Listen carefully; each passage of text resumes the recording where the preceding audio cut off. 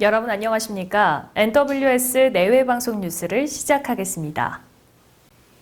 손학규 바른미래당 대표가 대표 퇴진을 전제로 한 혁신위원회를 구성할 생각은 없다고 밝히며 지도부 즉각 퇴진과 혁신위 체제를 요구하는 바른정당계의 요구를 일축했습니다. 손 대표는 어제 최고위원 회의에서 퇴진도, 이선 후퇴도, 꼼수도 없다는 것을 이 자리에서 분명히 말하겠다면서 오신환 원내대표가 차라리 갈라지는 게 낫다라고 말했다는 보도가 사실이라면 크게 유감이라고 말했습니다. 또 분당이나 합당과 관련한 보도는 모두 추측이며 바른미래당과 저에 대한 모략이라며 민주평화당과의 합당, 탈당, 분당 합류 계획은 전혀 없으니 자유한국당에 합류한다는 말도 나오지 않길 바란다고 덧붙였습니다.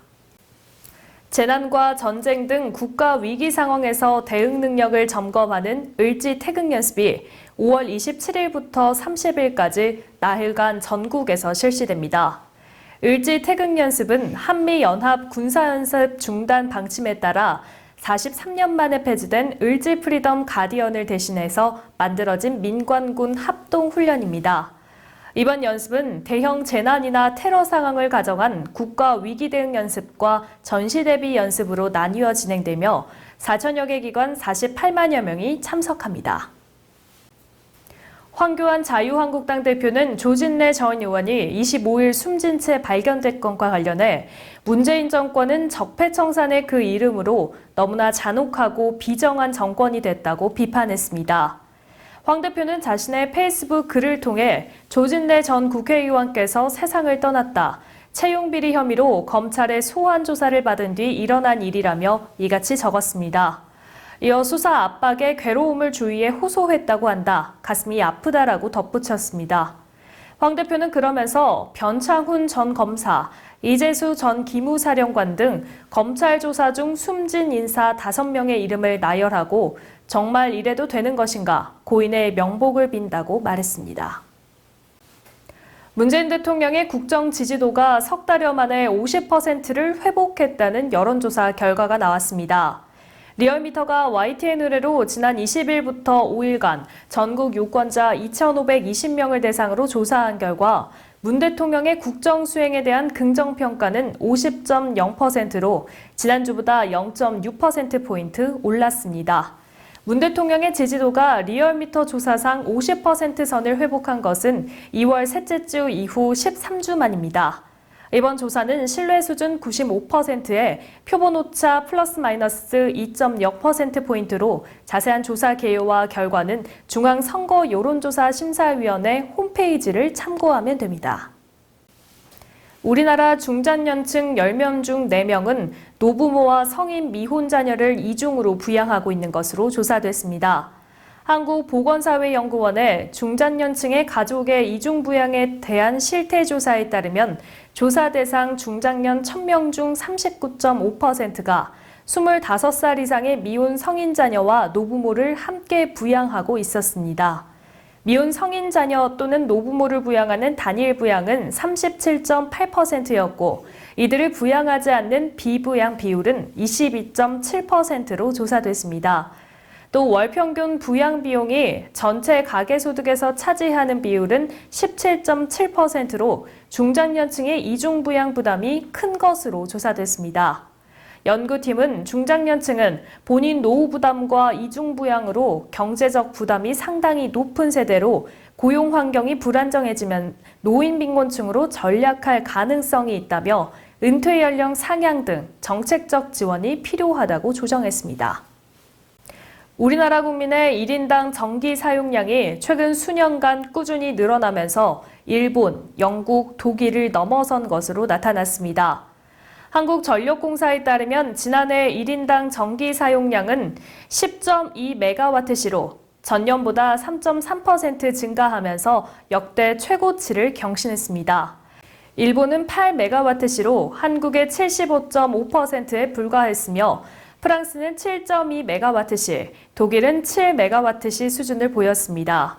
지난해 폭염에 가정용 전기 사용은 4.8% 늘어 5.2메가와트시를 기록한 반면 산업용 생산 부문은 경기 불황 등의 영향으로 전년에 비해 0.6% 하락한 137.2메가와트시를 기록했습니다. 네팔의 수도 카트만두에서 세 차례 연쇄 폭발이 일어나 11명의 사상자가 발생했습니다. 일요일 카트만두 도심의 한 주택에서 폭발이 일어나 1명이 숨졌는데요. 이어 카트만두 외곽의 한 상점 인근에서 두 번째 폭발이 발생해 3명이 목숨을 잃었고 또 다른 장소에서 폭발이 일어났습니다. 네팔 경찰은 첫 번째 폭발 현장에서 중국 마오쩌둥을 따르는 공산주의 반군단체의 책자가 발견된 점을 근거로 해당 단체가 지지자들의 체포에 반발해 저지른 일일 것으로 추정하고 있습니다. 이탈리아 프로축구 2부 세리에 B 베로나에서 뛰는 이승우 선수가 소속팀의 승격 플레이오프 준결승에 교체 출전했습니다. 이승우는 페스카라와의 승격 플레이오프 준결승 2차전 원정 경기에서 후반 11분 교체 투입돼 경기가 끝날 때까지 38분을 뛰었고 베로나는 후반 29분 터진 키르미네의 페널티킥 결승골으로 1, 2차전 합계 1대0으로 승리했습니다. 베로나는 시티델라와 홈앤더웨이 방식으로 일부 리그인 세리에 A 승격팀을 가립니다. 봉준호 감독이 영화 기생충으로 칸 영화제 최고상인 황금 종려상을 받았습니다. 현지 시간 25일 프랑스 칸에서 열린 72회 칸 영화제 폐막식에서 봉준호 감독의 영화 기생충은 최고작품상인 황금 종려상을 수상했습니다. 한국 영화 역사상 최초로 황금 종려상의 영예를 아는 봉준호 감독은 수상 소감에서 이 트로피를 손에 만지게 될 날이 올 줄 몰랐다며 위대한 배우들이 없었다면 만들어지지 않았을 것이라며 함께한 배우들에게 감사를 전했습니다. 윤호정 의원이 제안한 수도권 동북부 철도망 확충 정책 협약식이 5월 28일 오전 11시 구리시청 3층 상황실에서 열렸습니다. 이번 정책협약은 구리와 남양주 지역 더불어민주당 국회의원과 시장이 모두 참여했는데요. 윤호정 의원은 앞으로 더불어민주당 구리 남양주 지역 국회의원들과 단체장들이 6호선 연장, GTX-B 분단성 경춘선 연결 사업을 공동으로 추진한다고 밝혔습니다. 정책 협약식에는 더불어민주당 윤호중 국회의원, 김한전 국회의원, 조웅천 국회의원과 조광한 남양주시장, 안승남 구리시장, 신민철 남양주시의회장, 박석윤 구리시의회 의장 모두가 참석했습니다. 내일 방송이 취재한 현장 화면으로 만나보시죠. 이 협약식을 마련하느라 수고가 많으셨다는 말씀을 드립니다. 오늘 정책 협약을 맺게 되는 이유는 이제 이 수도권 동북부 특히 구리시와 남양주시가 최근 10년 동안 엄청난 인구 증가가 있었고 또 앞으로 10여 년 계속해서 인구가 증가할 것으로 예상됩니다. 이러한 인구 증가, 교통 수요 증가에 맞춰서 수도권 동북부에 가장 이 수요가 많고 또 시민들이 기대에 맞지 않는 이 철도망을 확충하기 위한 것입니다.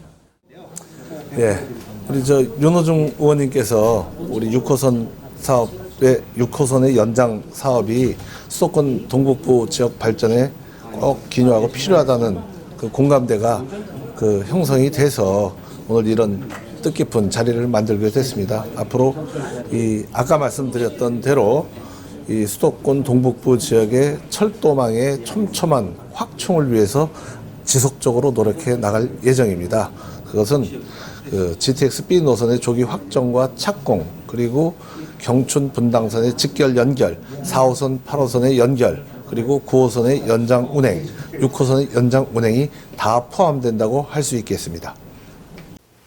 네, 어제 전국에 시원하게 내린 비로 공기질이 아주 쾌청해졌습니다. 이번 주 내내 공기질은 깨끗하지만 초여름 날씨가 계속된다고 합니다.